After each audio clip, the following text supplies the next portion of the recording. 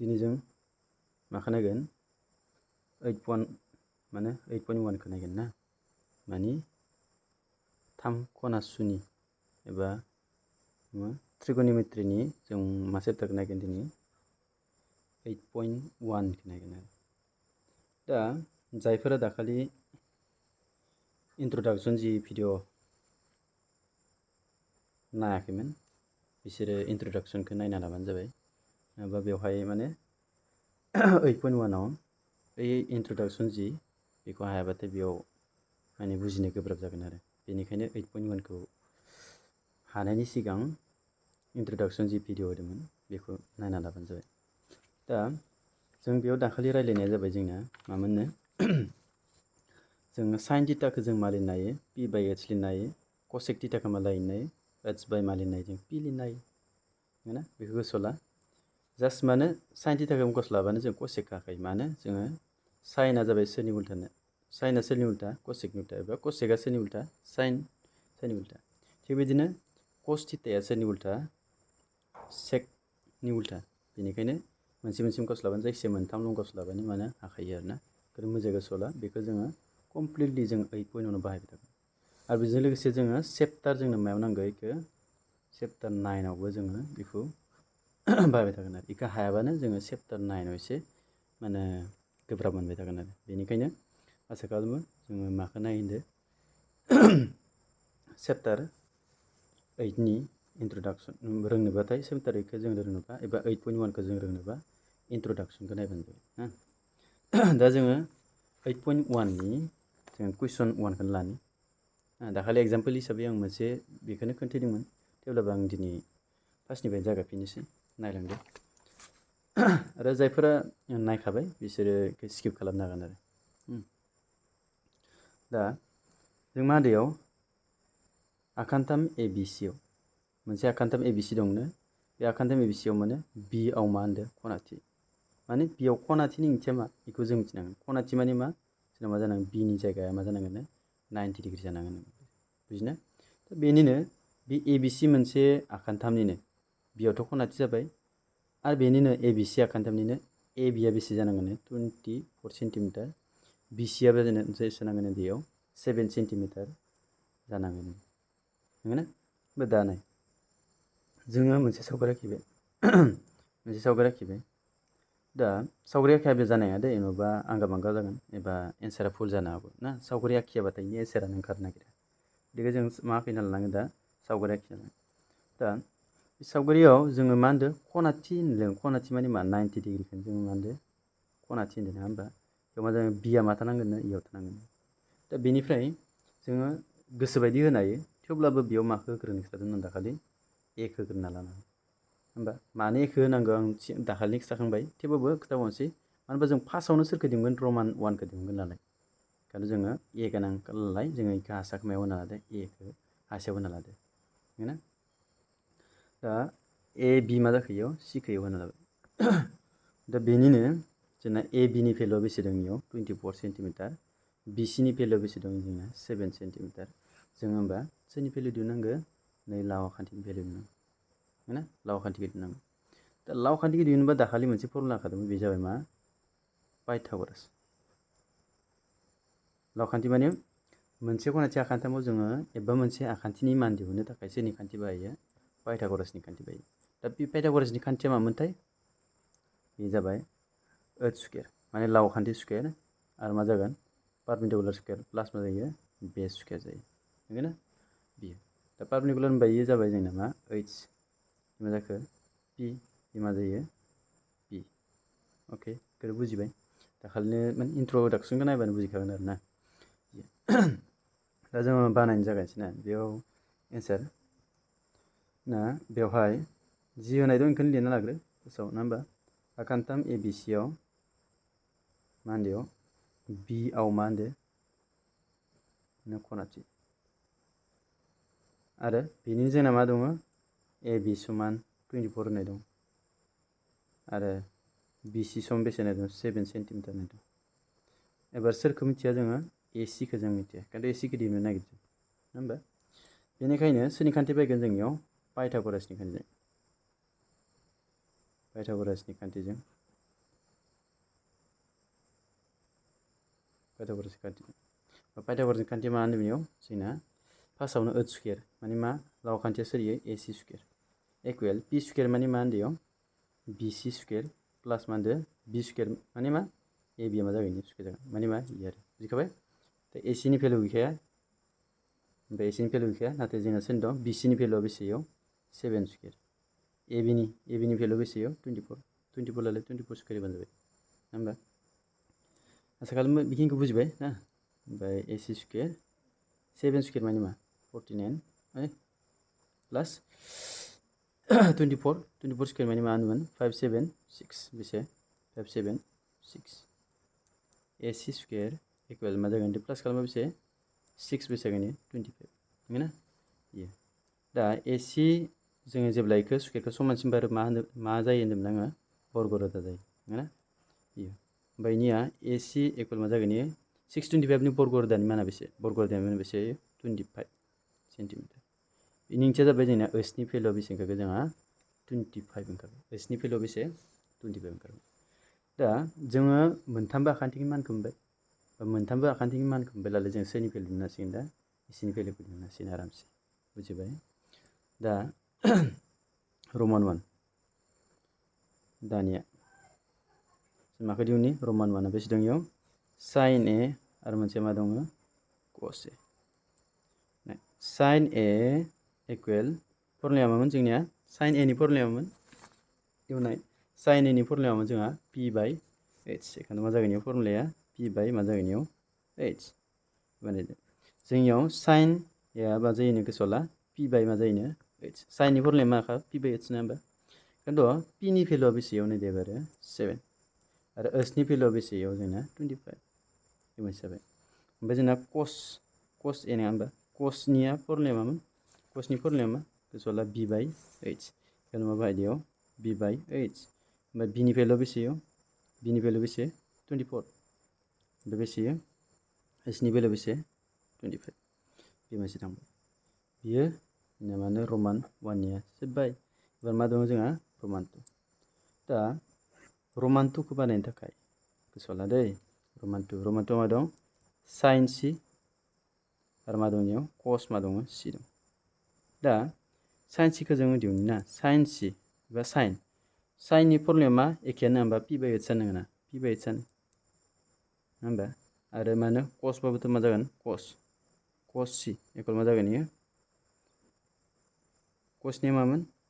B/H जोङो दा इदि भेलुखौ जोङो एखे होबा जानाय नङा खिन्थु बेयाव मा दं बेखौ जों नोजोर होनांगोन ना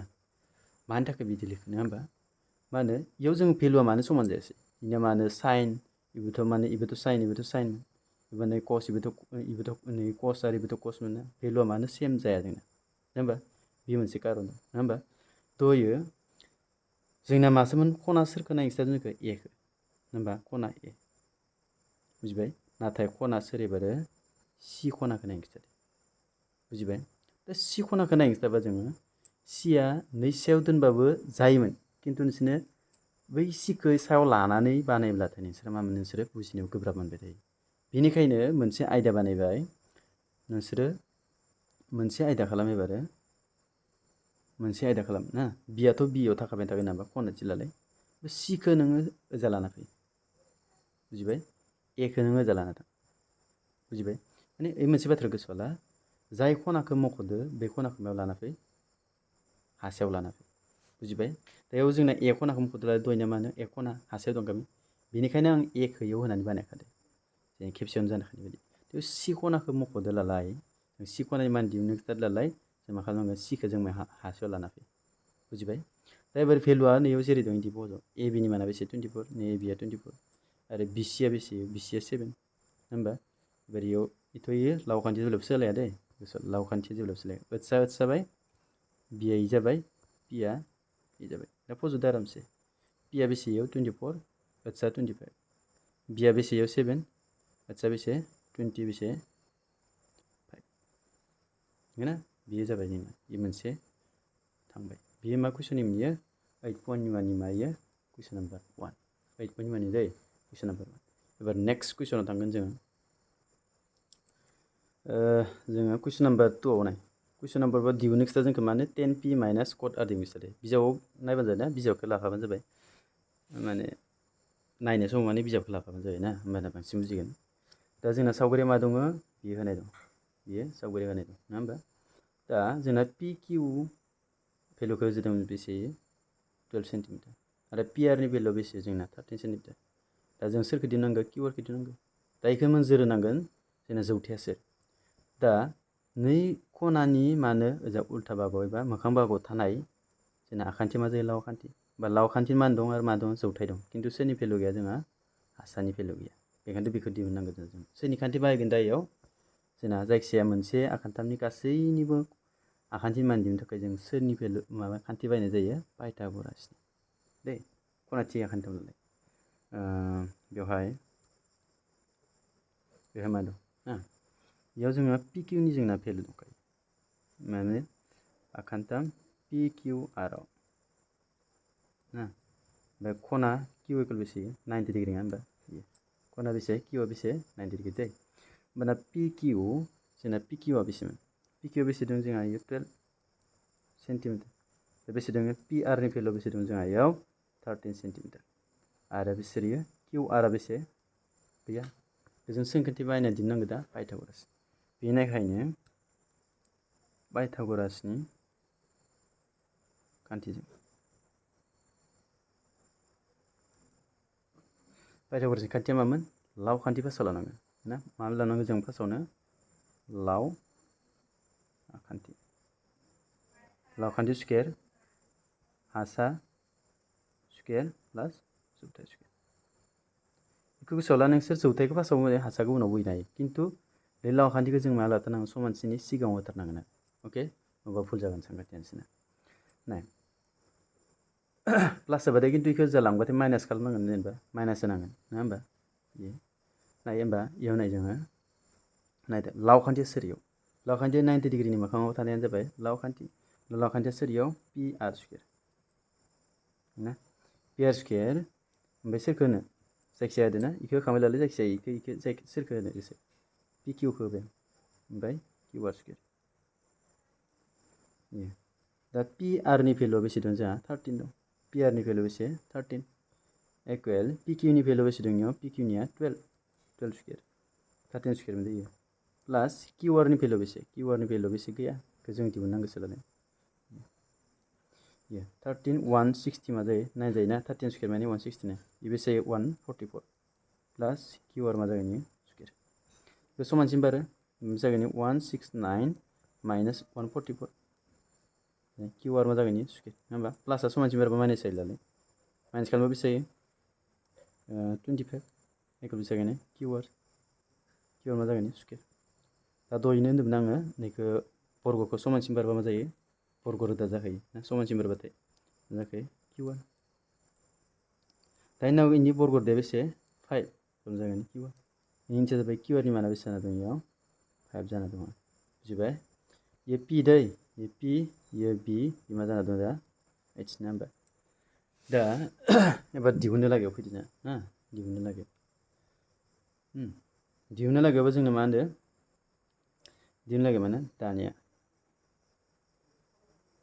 मानो दिहुनसै जोङो मानो होनबा जों गासिबो आखान्थि मानखौ मोनाखैबा इ मोनबाय मोनथामनिखौ मोनबाय नालाय जों आरामसे दिहुननो हासिगोन दा नायदो एबार मानोना 10p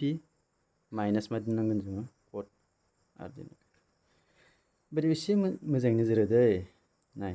10 होमबा जों 10खौ मा लिरनो हायोमोन जोङो 10खौ मा लिरनो हायो नाय एबार 10खौ मा लिरनो हायो जोङो b बाय मा लिरनो हायो p बाय मा लिरनो हायो b लिरनो हायो p बाय b माइनास कटखौ जों मा लिरनो हायो एबार b बाय मा जाखो p लिरनो हायो नङा होमबा कटखौ नाथाय जों नोजोर होनो गोनाङाथ' इ जाबायानो होमबा फर्मुला एबार नोजोर होनो गोनाङा जाबाय जोंनिया खनाखौ लानानैसो दा 10नि भेलुखौ जोङो बेयाव बहायनो थाखाय जों माखौ सावगारिखौ जोङो बेलेग बोनांगोन नङा होमबा मानो बोनांगोन आं दहायनो खिथाखांबाय जोङो होमबाना जेब्ला मायाव लाबोनांगोन होनदों आङो जायखौ मख'दो मायाव फैनांगोन हासेयाव फैनांगोन ना मायाव फैनांगोन हासेयाव फैनांगोन ओमफ्राय पिआव फैनांगोन हासेयाव ना बे किउ जाबाय पि किउआथ' थाखानांगोन ना होमबा आरासो ओरैनांगोन ना ओमफ्राय बेसे किउ आरनि माना बेसेमोन किउ आरनि माना बेसे 5 ओमफ्राय पि आरनि माना बेसे थ' सोलायखाया पि आर ओमफ्राय बेसे इनि माना एबार 12 आरो ना एबार मा जाखो p जाबाय इ जाबाय h इ जाबाय मा p जाबाय इ जाबाय c नि थाखाय 10p नि थाखाय एबा p खनानि थाखाय आरो सावगारि एबार r खनानि होनोबाथाय r आनि इयाव दंखायोना r आथ' माबायाव दंखायो हासेयावनो दंखायोलाय नैनो लाबजागोन इयाव ना कदनि थाखाय लाबजागोन आरो इनो बुजिखाबाय जानांगौ दा मा होनदो इयाव दा 10p ना ओमफ्राय p बाय मा जाखो इयाव p ओमफ्राय सावगारिया इ जाया होमबा इ p खना नालाय हासेयाव फैनांगौ नालाय दा होमबा p नि भेलुआ बेसे जाना दं ओइ इ मा जागोन 20 जानांगौ ना p नि भेलुआ बेसे नांगौ 5 b नि भेलुआ बेसे नांगौ 12 माइनास एबारो इयो r खना गोनां ओंखायनोथ' हासेया हासायाव फैनांगौ नालाय r नंगौना ओंखायनो मा जाखो इयो b होमबा b नि भेलुआ बेसे 5 p नि भेलुआ बेसे इयाव 12 दा जों इयाव मोननैखौ नोजोर होबा नुगोन नोंसोर मा नुखो मोननैखौबो मोननैबो एखे ओंखायनोथ' इसोर मोननैखौ जुदि माइनास खालामबानो मा जागोन एन्सारैनो 0 जागोन बुजिबाय दा नेक्स्ट कुइसन मा दङ कुइसन नाम्बार 3 दा कुइसन नाम्बार 3 आव मा होनदों जुदि साइन ए नि भेलुआबो जुदि 3/4 जायो होमबाना कस ए आरो टेन ए नि भेलुआ मा जागोन ओरैनो सोंदों नंगौना अब्ला बेखौ माबोरै दिहुनगोन जों दा बेखौ दिहुनबा माबोरै दिहुनो नायना ला एकदमबारे इजि आरो ना नाय बेवहाय जोंना होखानाय दं मा होनाय दं इयाव साइन ए नि भेलुआ बेसे जोंना 3 बेसे इयाव 4 होदों नंगौना साइन ए नि भेलुआ बेसे लानो 3/4 ओमफ्राय जों मोनसे बाथ्राखौ जों ओरैबायदि मोनसे सर्ट बानायनाय नायसन दा जोंनो साइन ए खौ जों मालिनाय बा साइनखौ जों मालिनाय p/h मालिनाय जोङो साइन इन जायगायाव बा साइन जायगायाव जों मालिनाय p/h दाना मा जाखो इनि भेलुआ बेसे मोनबाय 3 नंगौना होमबा जों सोरनि भेलु मोनखो दा इयाव सोरनि भेलु मोनखो p नि भेलुआ बेसे हमना लाबाय 3 आरो h नि भेलुआ बेसे 4 नाथाय एक्जाक्टलि जोंनिया मा नङा इयो 3 आ सोरनि भेलु नङा मिथिगोन ना p नि भेलु नङा बेनिखायनो जों जायखिजाया मोनसे कनस्टेन्ट हमनानै इखौ बानायलांनांगौ जायो नंगौना जेरै नोंसोरो सिगां मोनदोंमोन ना 3:2 नंगौना ओमफ्राय इखौ जों मा हमनो 3x 2x ओरै हमना बानायलाङोना थिग बिदिनो बेखौबो जोङो k नङाबा इयाव x ओरै हमनानै बानायलांनो हायो 3x ओमफ्राय h नि भेलुआबो जोंना मा नङा इबो एकदमबारे इनि रियेल भेलु नङा एबा इनि नंगौ भेलु नङा आरो ना थेवबाबो जों इखौ जायखिजाया मोनसे नाम्बार दं होननानै इखौ हमना लादों थिग बिदिनो मिथिया लादों जों बुजिबाय दा h नि भेलु मोनबाय p नि भेलु मोनबाय h नि भेलु मोनबाय जों सोरनि भेलु मोनाखै दा सोरनि मोनाखै 2 नि मोनाखै जों नंगौना सोरनि भेलु मोनाखै b नि मोनाखै सोरनि मोनना दं दा p नि मोनना दं आरो h नि मोनना दं दा p निया जाबाय जोंना 3x आरो h निया जाबाय जोंना 4x आरो ab नि भेलुआ बेसेबां जों बेखौ नागिरनो मोनाखै बुजिबाय दा बेनिखायनो बेखौ दिहुननांगौ दा बेखौ माबोरै दिहुनगोन ना बा जोङो सोरनि खान्थि बाहायोमोन लायो b नि मोनाखै दे जों बेनिखायनो पाइथागरासनि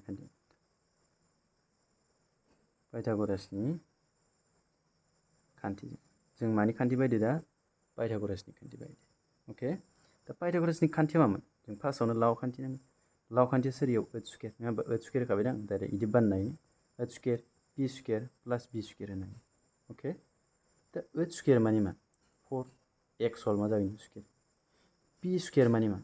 3x हल मा जागोन स्कुवेर प्लास b मानि मा गैया जों बेखौ दिहुननांगौ लादों बुजिबाय दा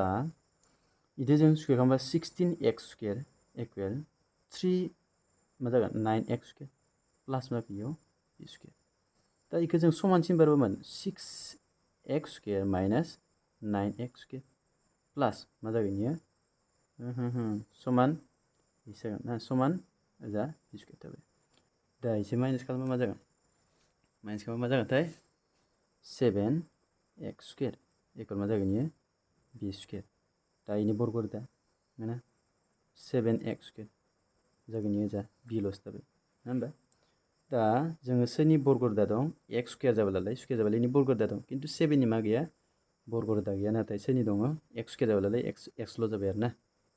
बुजिखाबाय मानो होनबा स्कुवेर दा इदि बर्ग रोदा दानजाबाय नाथाय 7 आ मा गैया बर्ग रोदा गैया आरो ना होमबा b नि भेलुआ बेसे ओंखारगोन लायनो जोंहा इनि भेलुआ √7x ओंखारबाय आरो बुजिबाय इनो ओंखारजोब्बाय जोंना दा जों सोर भेलु ओंखारगो इनि ओंखारबाय मोनबेसे ओंखारगो जोंहा मोनथामबो ओंखारबाय दा जों सोरखौ दिहुननांगोन बेयाव cos a आरो मा दिहुननांगौ जोङो tan a दिहुननांगौ नाथाय नोजोर होदो खेबसे मोजाङै नाय दानिया नागिरना लासै खेबसे जोंना cos a ओंखारदों जों इयाव सावगारि मोननैनि गोनां खोथा गैया जों मानो होनबा a निल' दिहुनखाथारदों होनबा c नि जुदि इयाव c थाफानायबा जों मा बोगोमोन सावगारि मोनसे बोगोन मानो होनबा c खौ जों मा लाना फैगौमोन हासायाव लाना फैलागोन आरो बेबायदि नंगौना दा जोङो सोरनि खिथादो a निनो बेखायनोथ' a हासायाव दंखायो बेखायनोथ' बे सावगारियानो जोंना साफिसियेन्ट जागोन आरो जोंनि थाखाय जों गोदान मोनसे बानायलाया दा जों cosखौ मा लिरनो हायोमोन जोङो cosखौ मा लिरनो हायोमोन फर्मुलायाव जोंना cosनि मामोन फर्मुलाया b/h मा जागोन होनबा b/h इकुवेल होनबा नायखादो b नि भेलुआ सोरियो √7 x मा जागोन h नि भेलुआ बेसे h नि भेलुआ बेसे 4 मा जागोन x नि गोनां x केन्सेल जाबाय नाथाय बेयाव √7 आरो मा जाखो इयाव 4 फैबाय आरो मोनसे दंबावो आरो मोनसेया मामोनलाय जोंना 10 मादोंमोन a 10a इकुवेल मा जागोन इनिया p मा जायो b जायो ना p/b दा a आनोखा नङा होनबा फर्मुलाया इनियाबो बिदिनो हासाया दंखायो होनबा जों इखौ मा p/b होनबा p नि भेलुआ बेसेयाव 3x b नि भेलुआ बेसेयाव √7x इजे केन्सेल होनबाना बेसेबां केन्सेल जायोना 3 मा जाखो √7 जाबाय बुजिबाय बेखौ बे गोरलैथार एख' गैया बियो एन्सारा बेखिनि ना बे जाबाय सोरनि मोनयो कुइसन नाम्बार बेसेनियो 3 नि एन्सार ओंखारबाय जोंना नंगौना जोङो नेक्स्ट नायगोन नाय एबार नेक्स्ट कुइसनखौ नाय बेसे दङ जोङो 2 बानायबाय 3 बानायबाय बेसे दङ 4 दा 4खौ जोङो गोरलै बानायनो हायो ना माबोरै बानायनो हायो आंखौ ससे खिथिनि आं इखौ बानायजोबा नाय आङो ससेल' खिथागोन मानो होनबा दहायनो जोङो बायसे एखे 3जों 2जों एबा 1फोरजोंनो एखे अके दा 2जों 3जोंनो एखेथार जागोन आरो नङा माबा 3जोंनो एखेथार जागोन जोङो 4 नाम्बारा दै 4 नाम्बाराव मा दं इखौ कुइसन बानाय बेसे दं 15 cot a इकुवेल 8 दं नंगौना मा दं इयाव 15 cot a इकुवेल बेसे दं इयाव 8 दं मा दं इयाव 15 cot a इकुवेल 8 दं बेखौ जों मा बानायगोन नङा होमबा नायखो बेयाव मा जाना दं सानजाबखौ समानसिन बारबा मा जायोमोन रानग्रा जागोन ना जाया नंगौना रानग्रा जाबाय होमबाना मा जागोन 8 बेसे गैयो 5 जाबाय दा जों कटखौ मा लिरनो हायो बेखौ नायलाय कटखौ जों मा लिरनो हायो सिगां खिथिखादोंमोन आङो कटखौ मा लिरनो हायो b/p लिरनो हायो b मा लिरनो हायो p मा जागोन इयो 8 बेसे 5 नंगौना ओमफ्राय b नि भेलुआ इयो ना बिनिखायनो b नि भेलुआ बेसे 8 बेखौ जोङो x हमदेरना लानांगोन आरो p नि भेलुआ बेसेयाव 5x हमनानै सोरनि भेलुखौ दिहुननांगौ होनबा h नि भेलुखौ मा खालामनांगौ दिहुननांगौ नंगौना बेखौ आरामसे सावगारि बोनानै दिहुनना लाबानो जाबाय बुजिबाय जुदि हायाखैबा कमेन्ट खालामनानै खोन्थाहरबानो जाबाय ना कमेन्टआव एबारो थिग सेम मा जागोन इयो 4 आरो 5आबो एकदमबारे सेम ना सेम टु सेम आरो दा इयाव अनलि मोनसेल' बाथ्रा होनदों इयाव गुबुन गासैबो 3 खनासुरारि रुजुथायखौ सायख'नानै दिहुन गुबुन गासैबो होनदों गुबुन गासैबो होननायनि ओंथिया मा जोंना मा दंखायो इयाव जोंना सेक थिटानि मा होनदों भेलु जोंना बेसे खादो इयाव सेक थिटानि भेलुखौ बेसे होदो 13 आरो मा होदो 12 होदो दा बेनिफ्राय जों मान दिहुनना लानानै सोरखौ दिहुन खिथादो इयाव गुबुन गासैबो होनदों ना साइन थिटा दिहुननांगौ कस थिटा दिहुननांगौ टेन थिटा दिहुननांगौ कट थिटा दिहुननांगौ नंगौना ओमफ्राय मा दंमोन कसेक दिहुननांगौ बेखिनि गासै इनिखिनिखौ मा खालामनांगोन नोङो आरामसे दिहुननो खिथादों नंगौना नाथाय सेकआ दंखायो नालाय सेकखौ दिहुनलायना सेकखौ दिहुनबा नों मा मोनगोन 13/12 मोनफिनगोन बुजिबाय बेखिनिखौ दिहुननो खिथादों आसा खालामो बुजिबाय आरो बेखौ दिहुननो हागोन जुदि दिहुननो हायाखै कमेन्टआव खोन्थाहरबानो जाबाय अके बाय